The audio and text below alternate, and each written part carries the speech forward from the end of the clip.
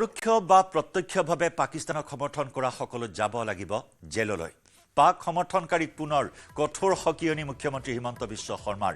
ব্যক্তি বিশেষে হওক বা দল সংগঠনে হওক কোনো হাৰি যাব নোৱাৰিব বুলি হুংকাৰ মুখ্যমন্ত্ৰীৰ। এই পৰ্যন্ত 9 জনক গ্ৰেপ্তাৰ কৰিছে অসম আৰক্ষীয়ে। আন কেইবাজনক বিচাৰি অভিযান অব্যাহত ৰাখিছে আৰক্ষীয়ে।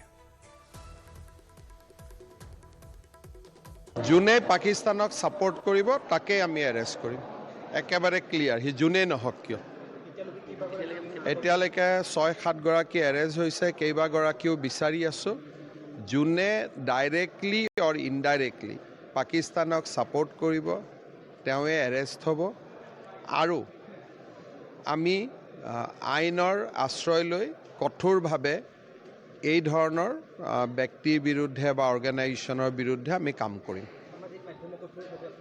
সামাজিক মাধ্যম হওক, নৰ্মেল মাধ্যম হওক, ডিজিটেল মাধ্যম হওক, লিগেসি মাধ্যম হওক, পাকিস্তানক সাপোৰ্ট কৰা কতো নচলিব।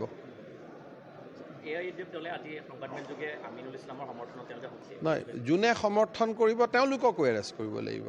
গতিকে মই দেখা নাই, দেখা পালে মই তেওঁলোককো ভৰাই দিব লাগিব। যোনে পাকিস্তানক সাপোৰ্ট কৰিব তাকে আমি এৰেষ্ট কৰিম। একেবাৰে ক্লিয়াৰ, সি যোনেই নহওক কিয়। এতিয়ালৈকে 6-7 গৰাকী এৰেষ্ট হৈছে, কেইবাগৰাকীও বিচাৰি আছোঁ।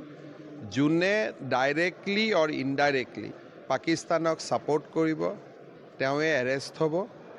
আৰু আমি আইনৰ আশ্ৰয় লৈ কঠোৰভাৱে এই ধৰণৰ ব্যক্তিৰ বিৰুদ্ধে বা অৰ্গেনাইজেশ্যনৰ বিৰুদ্ধে আমি কাম কৰিম।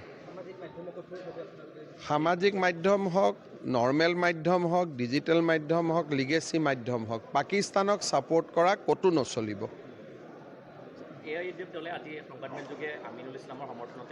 নহয়, যোনে সমৰ্থন কৰিব তেওঁলোককো এৰেষ্ট কৰিব লাগিব। গতিকে মই দেখা নাই, দেখা পালে মই তেওঁলোককো ভৰাই দিব লাগিব।